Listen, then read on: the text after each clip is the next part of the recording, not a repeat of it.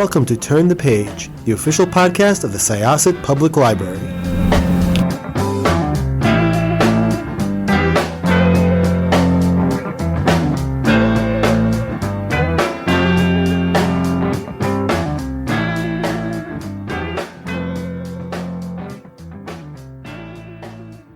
Hello, everybody. This is Evelyn Hershkowitz, Reader Services Librarian at Turn the Page podcast from the Syosset Public Library. And we have here with us a debut novelist, Karissa Chen. Her book is called HOMESEEKIng. It comes out on January 7th. I'm sure it's past January 7th when you're all listening to this, but we are recording it before. Thank you, Karissa, so much for joining us. Really appreciate it. Thanks so much for having me. I'm really excited. Okay, I'm just going to tell you a little bit about Karissa Chen. She's a Fulbright Fellow, Kundiman Fiction Fellow, and a Bona Voices Fellow whose fiction and essays have appeared in The Atlantic, Eater, The Cut, NBC News, Think, Longreads, PEN America, Catapult, and Gulf Coast, among others. She was awarded an Artist Fellowship from the New Jersey Council on the Arts, as well as residence at Malay Colony, where she was a Mid-Atlantic Arts Foundation Creative Fellow, the Virginia Center for the Creative Arts, Kimmel Harding Nelson Center, the Ragdale Foundation. She was formerly the senior fiction editor at the Rumpus and currently serves as the editor-in-chief at Hyphen magazine. She received an MFA in fiction from Sarah Lawrence College and splits her time between New Jersey and Taipei, Taiwan. So thank you, Karissa, for joining us. This is her debut novel, and it is excellent. You would do a much better job than me telling everybody what it's about. Yeah, so Homeseeking is about two childhood sweethearts. They actually are childhood friends who grow up in the same Shanghai neighborhood during the Sino-Japanese War. And they grow up, they fall in love, but before they can really sort of, move on to the next level of getting married and everything, the Chinese Civil War breaks out and they become separated. One of them ends up in Taiwan, the other ends up in Hong Kong, and their lives happen and they are reunited again in their 70s in LA, and they want to see if they can have a second chance at that point in time. Yeah, it's really wonderful, so well written. It's a BookBub Best Book of Winter, a Reader's Digest Most Anticipated Book of the Year, a December Book of the Month pick, an Apple Books pick, and a Good Morning America Book Club pick. So congratulations on all of those, especially the Good Morning America Book Club pick. What was it like to get notified of that?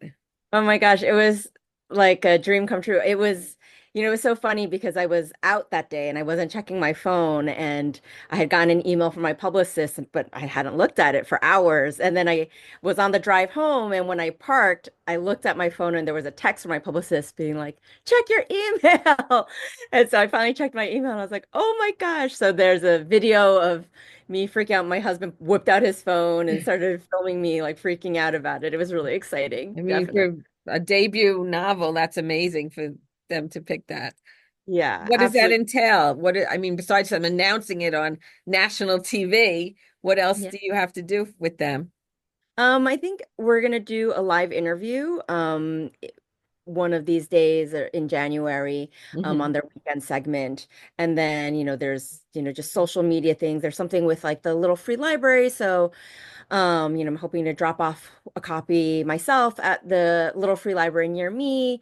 And I think they put a little spotlight on that. So, it's just, some cool social media promos and stuff too. And, obviously, hopefully people read it and, can follow along a little bit with that. Well, people should read it. It's excellent. It's a wonderful story. You learn a lot about what went on, which of course they don't teach you in school. Yeah. So, I mean, you really don't learn any of this. Yeah. I love the story because there's so few books that have people in their later years finding love again. There's not a lot of books like that out there. So this is a great book. It'll make a great book club book. There's no doubt about it. You have two contrasting points of view. One of Yeah. them it's past to present and the other one is present to past. So when you wrote it, how did you write the book? Did you write one whole person and then the next and also there's different timelines. So Right. what was your writing process like? Oh my gosh, I had no idea what I was doing in the very beginning. I was just sort of writing whatever came to me, whatever interests me the most. And I didn't actually have this structure in mind in the beginning. So I had gotten, part of the way through and I said, what am I doing? Like how do all these pieces fit together? And I was at a writing residency and I was listening to a lot of music because music is important to me too, obviously. And one of the things I was listening to was Jason Robert Brown's The Last 5 Years, which is a musical about a couple that's divorcing. And actually, the narrative starts with the woman on the day of her divorce and moves backwards in time, and it alternates with the man from their first date. And they meet in the middle when they get married. And so I was like, wait, I was listening to it a lot and I was really stuck on the novel at the same time. And I listened to it, I was like, I think that is the perfect structure for this novel because it also works really well thematically with the way the characters deal with the events in their lives, with one sort of really fixated on his past and the other one just being like, I'm gonna survive by moving forward. And so I started trying it out a little bit by putting what I had already into the pieces, and then I was like, I think this works. So after that, it moved along a lot faster. I could kind of figure out what touch points I wanted to focus in on. Mhm. And how long did it take to write this novel?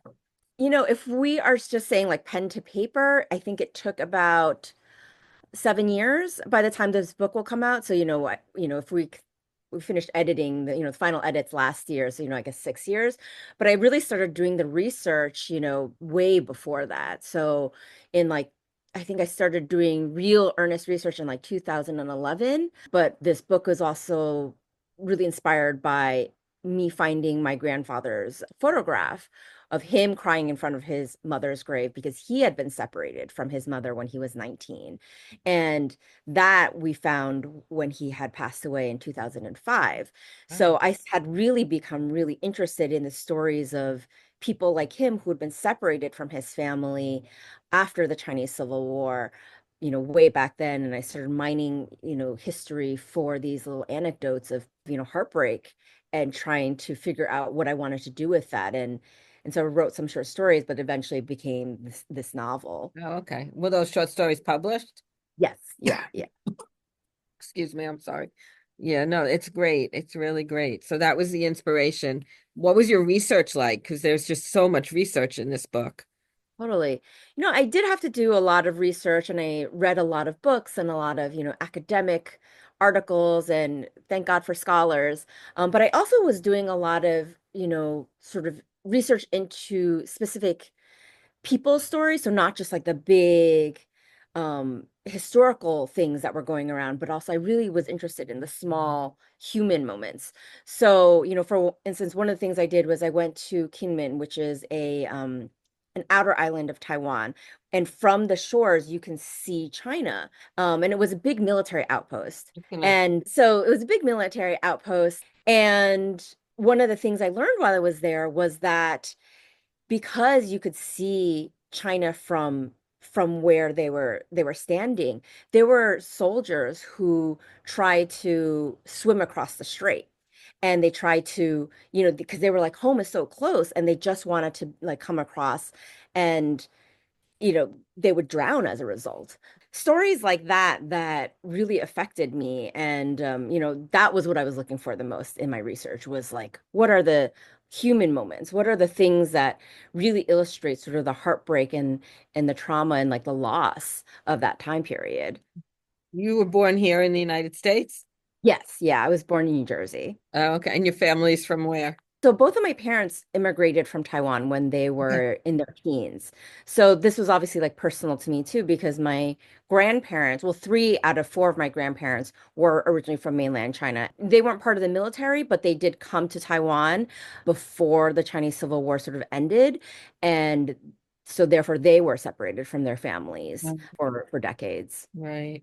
So you're the Yeah. first generation. Yeah, yeah, yeah. I mean, my parents came when they were teenagers, so they were, they have acclimated a lot more, and so, I think I have that like in between kind of stage, but because of that, I think I was always really fascinated, and I actually live mostly in Taiwan now, Oh, you now that did. I have a child. Yeah, so I spend a lot of time there, and I'm sort of a reverse immigrant, and actually that gave me a lot of insight into writing this book because I was having sort of the opposite experience of moving back to Taiwan, and like my language skills are just like okay, but not great. And so, there was constant humiliation of using the wrong words and feeling really awkward and uncomfortable. And that gave me some insight into my characters. I was like, wow, if I'm having this issue, in a world where like I think you can still get by with English, and like, my Chinese is not like zero, then I Mhm. cannot imagine what it would have been like, the other way around, how much harder it would have been. And so that really helped me in my writing process. Right.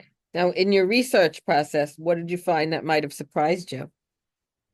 I think the things that surprised me were like it was like everything. I mean, I think I didn't know anything about this time period. I mean, you were saying that you didn't learn about this in history No.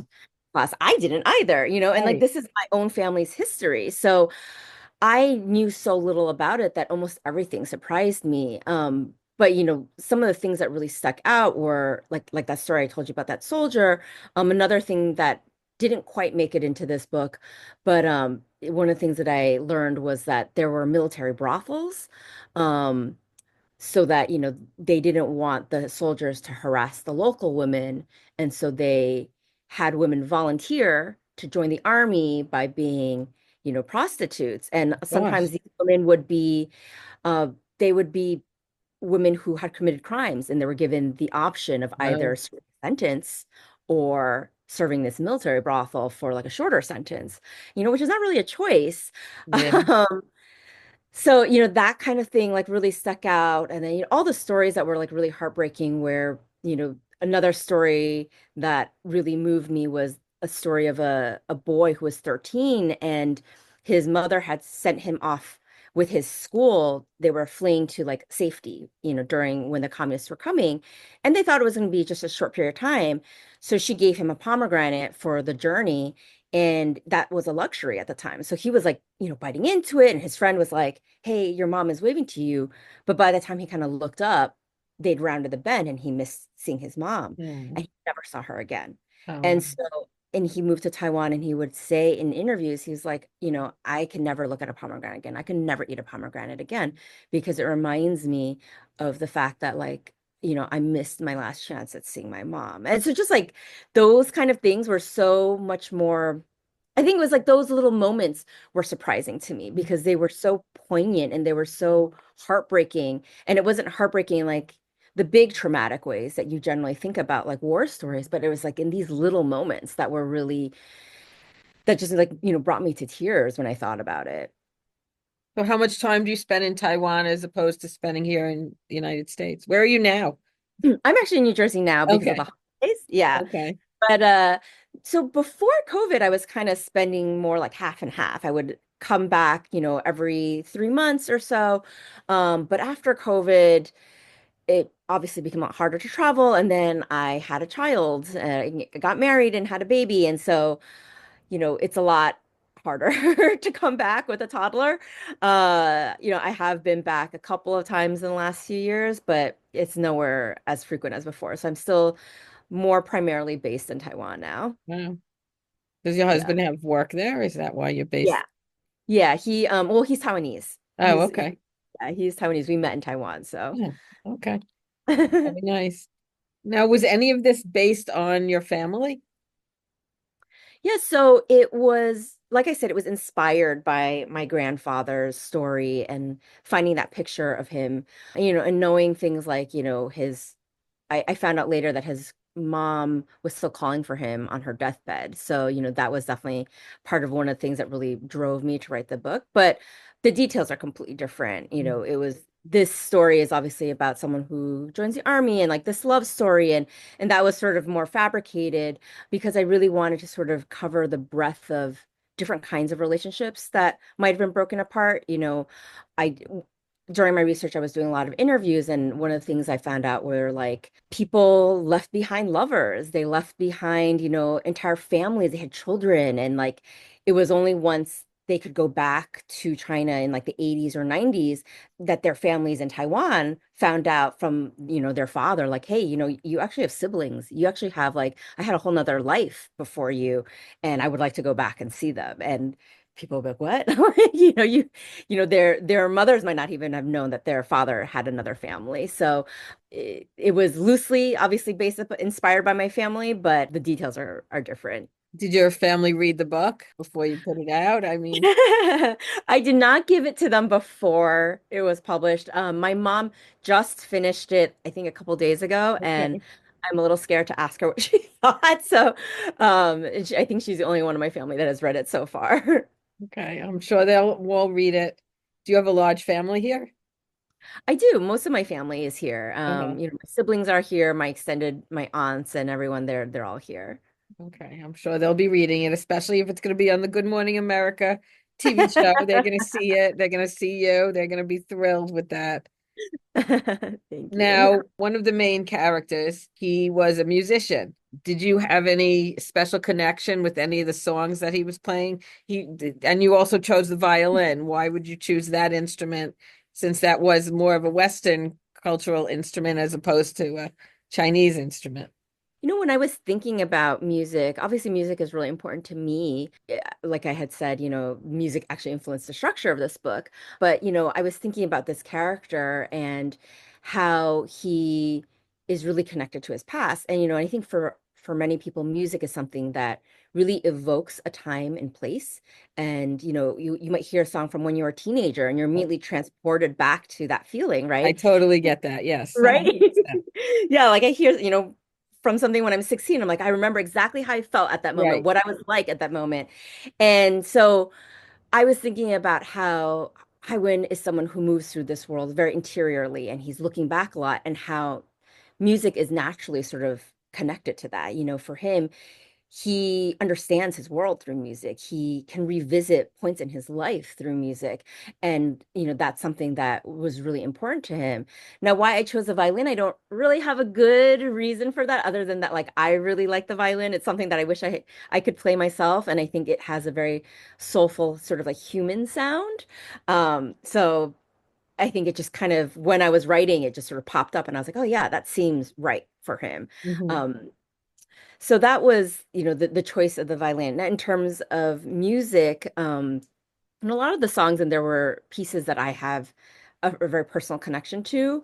The one that I feel like meant the most to me was Meditation, which it's by Massenet. And, I always have loved this piece. And my mother actually, just a couple years ago, I think I'd already put it in the book by then, but my mother suddenly, I was playing it one day and she told me, she was like, when I was 6 years old, the first time I heard this song, um, it moved me so much that I burst into tears, as a 6 year old. And I Wow. thought that was so lovely. And then it made the fact that I'd chosen this piece feel even more right.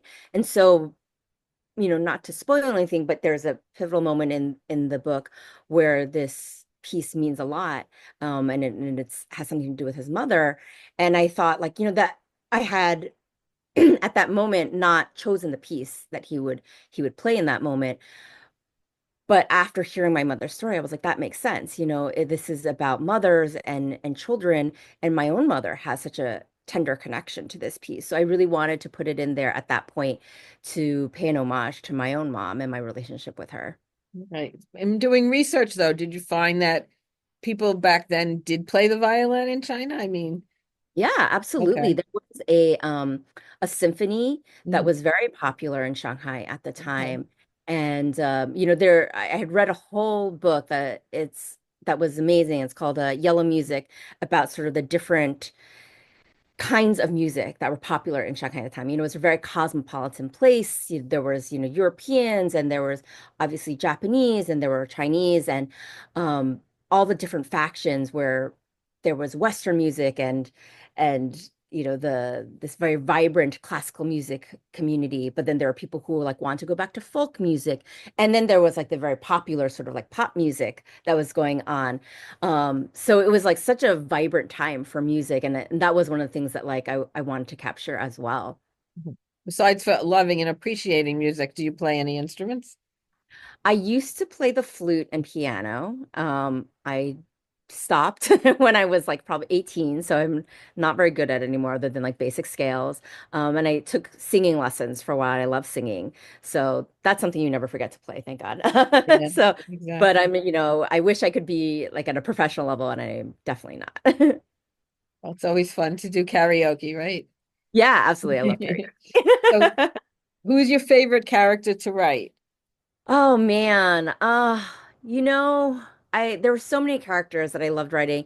I think the character that I have the most tender spot for is Hywin's mother. She is sort of, when we first meet her from the point of view of the two young girls, she's sort of this very glamorous woman that they aspire to be. And, I was kind of drawing upon like these women that I used to have crushes on when I was little, and like I also kind of wanted to be them. And, they're very beautiful and elegant. And I was like, man, when I grow up, I hope to be like that. Um, but then, when we get her from her son's point of view, and he's a little bit older, he kind of sees her a little bit more humanly. And she has her own burdens, and we eventually get to meet her from her point of view, where we get to see her as a mother and her own conception as a mother. And I just really loved inhabiting all those different spaces of her, the different ways that people see her, the way she sees herself, her relationship to her son. And, I drew also a lot upon my own relationship with my mom and trying to imagine, like, how as a child you can never fully see your mother as a woman, right? As a fully formed woman, and trying to understand what that looks like on the outside, but then like what it's like to be that mother when you are her. And it was such an exercise in empathy for me also, I think, just trying to be able to inhabit these different points of view of the same person. I would have thought you would have said one of the main characters. I'm surprised. I do love my main characters. I mean, I love all my characters, but they definitely have a tender spot for Hywin's mother. Okay. Was she after anybody? I mean, is there anybody in your life that you based her on? I think I based her upon like an amalgamation of people. Okay. So, my mom, and then like some of the women that I looked up to when I was young, and then, even just like starlets that I looked up to when I was young too. It's just like sort of that amalgamation of womanhood Mhm. that I used to aspire to when I was young. Okay. One thing that I was a little thrown with was their names. They kept changing. Can you Hmm. explain that? Like, Yeah, absolutely. So, one of the things about being, I think, an immigrant is a lot of times you end up going to a new place and you have to shed your name. I think it's very common, even like in an American immigrant story, especially early on, like people would come to this country and they get to immigration and they'd be like, your name is too hard to pronounce. We're just gonna change your last name, or like we're gonna give you an anglicized first name. And that is sort of part of assimilating, or like, immigrating to a new place, is donning this new identity. And, our names are such personal things. And yet to imagine that every time you go to a new place, you might have to get used to being called by a new thing, is something that I've thought about a lot, because I have, multiple names. I have my English name, I have a Chinese name, I have nicknames that I go by. And I really wanted to capture how, for these characters, every time they go somewhere new, they have to sort of reinvent themselves. They have to get used to a new way of viewing themselves, of how other people view them. And especially because in Chinese, the Sinitic languages, they all use the same written language. And so the same character can have many different pronunciations. So even though you see the same character in Mandarin, it might be one thing, might be pronounced one way, but in Taiwanese, it might be pronounced a different way. So even if their characters are the same, they'll get to a place and someone will be like, "Oh, this is your name? Like this is how you pronounce it." And they would have to be like, "Oh, even though I'm used to my name being pronounced this one way, I'm in a new place where they don't speak that language. So I guess I have to get used to being called this other way." And how disorienting that must be, mhm. just to have to get used to that. And that was something I really wanted to impress upon readers, to be like, if you find this disorienting, imagine how disorienting it must be to be that person, Right. where like that wasn't your name before, but I guess now it suddenly is, and I have to get used to it. Yeah, I mean, Howard he ended up with in Sue really fit with her name, But Right. Howard, it was like out of left field, you know. Yeah, totally. Because I thought about that because my grandfathers, they all have English names. Hmm. My paternal grandfather, his Chinese name is Long Bao, but when he got to America, he started going by Larry. You know, Okay. and it's just like I guess they both have like a l, like an Yeah, L sound, yeah, and so let's just go with it, right? right. Absolutely. Yeah. So what was your favorite scene to write in the book? Oh man. My favorite scene might be the ending. I don't want to We don't want to spoil. give that away. Yeah, I don't want to give it away, but I will just say that it was one of the scenes that I wrote earlier on, Oh, even though okay. it ends up being the end. And when I finished it, I actually cried Oh, wow. because I felt so personal. I felt so into it and am just imagining that moment. And so, and that's when I kind of knew I was like, okay, I think this is right. That's wonderful. I love the scene when they met in the grocery store. I think that, I mean, I'm not giving anything away because it's Yeah, right in yeah, yeah. chapter Right. two. I mean, that was the first scene I wrote. I wrote it Okay. that was the very first scene I wrote. I hadn't had any of their backstory at that point in time, but Okay. I'm imagining I was like, what if two people who, missed their chance with each other met by chance in a grocery store when they're like 70 years old? Like, what would that Right. be like? Right. Well, a book I read recently, which also is elderly people that meet, but they're in their 80s, so they're even older. It's The Love Elixir of Augusta Stern. I don't know if you've heard of it or not, Yeah. but it's also people that were friends and more, so at a very young age, and also separated and then got back together in their 80s. It's a Amazing. wonderful, you know what? They're just nice stories, you know what I mean? Yeah. Like, for Yeah, these I have people to to look at that. find each other in later life. So what are you expecting and hope that readers will take away from reading Homeseeking? To me, even though this book is, about a particular time and place and about these particular fictional characters, I think a lot of things that they deal with are still very much relevant today, right? Like we still have people who leave their countries in search of better lives or out of necessity, maybe not because they want to, but because they have to and have to remake themselves. And I think sometimes in lots of societies, not just American societies, but like, societies across the world, people can be very xenophobic and, think that these people are here to take something from them. And, you know, I think if we could all just be a little bit more empathetic and understand like how much it might take somebody to have to remake themselves and have to find a new home, especially after whatever they have been through, how difficult that is. And if we could all be a little bit more generous in spirit, I think, to that kind of situation and be more welcoming and understand that like that could also be us. Like we don't know, right, what could happen. Like you could be that person on the flip side. So, what I really want is for people to walk away from this understanding that situation a little bit more, understanding that, the people who have to go through remaking themselves and finding a new home and, living through that and being really audacious in some ways and brave, and resilient, they deserve our empathy. And that, maybe if we can be a little bit more empathetic to those concerns, we can all have a better community, I think. And we can all be like I think a little bit more, there for each other. So I'm not going to pretend that like a book can change the world, but if I have made anyone just a little bit, more open-minded or a little bit more open-hearted, I will feel like I have done some good with this book. That's wonderful. Yeah, I was surprised at the Jewish community Yeah. in Yeah. China. I mean, I had no idea. Oh yeah, it was a big thriving Yeah, community. Yeah, because Shanghai was one of the last places that was still accepting Jews who were obviously trying to flee from right. Europe. And Sure. so, yeah, it was something that I was really interested in as well when I was doing my research. And I was like, Mhm. this is amazing. Yeah. Right, right. Well, his violin teacher lived there. Yeah, well, there was a lot of Russian Jews who were there even before the Holocaust. Oh, Uh, okay. yeah, there were a bunch of Russian Jews who came in like the late 1800s, I think, who were escaping persecution from Right, Russia. right. So they had a Absolutely. thriving community there as well. Wow, that's wonderful. The book has been compared to Pachinko, which is amazing because that was like a bestseller and then a TV movie. And so I wish you the same luck that they've had.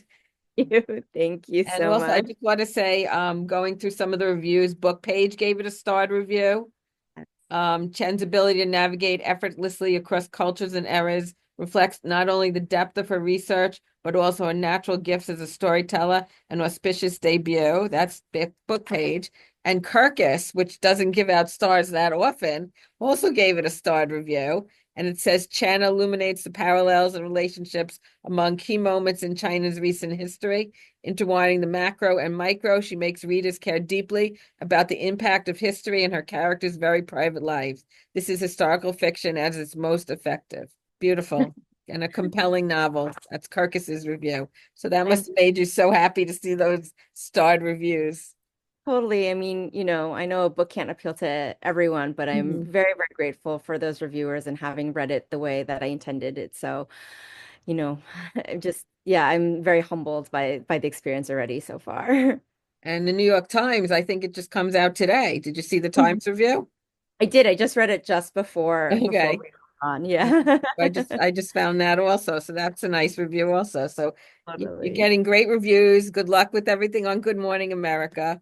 Thank And you it so was much. so nice to speak with you. And everybody, this is her debut novel. So I will have it. Already here. It's in the library. So if you want it, you absolutely can reserve it. It'll also be available in Overdrive in both ebook and audiobook. So have you heard the audiobook at all? I haven't. I listened to the actors who Okay. have been narrating it, and I think they're very, very talented, and they were very intentional. They asked me a lot of questions about how I wanted certain things to be pronounced and things like that. And so, I am sure they did an amazing job. I'm very excited to hear it. Okay, good. Yeah, I asked them for an advance copy and it wasn't ready yet in the audio. So I'm looking forward to hearing it when it comes out on January 7th. So, Me too. Thank you. okay. Thank you so much for joining me. I really appreciate it. And Yes, good this is so luck. fun. I think it's Thank- going to be a big hit. Oh, thank you. I hope so. We'll I think see. so. I absolutely think so. It's really very well done. It's a beautiful story. Appreciate that. Okay. Thank you so much for being with us. Oh, and one more thing I just want to say. Sure. Thank you, librarians and people like you. I love library. I take my son there every day, and libraries Oh, have meant so much to me. So that's I so really nice. appreciate, the Oh, support of your thank library. you. I appreciate that. So I'm going to close this chapter of Turn the Page. It's time to close this chapter of Turn the Page. Join us for the next episode.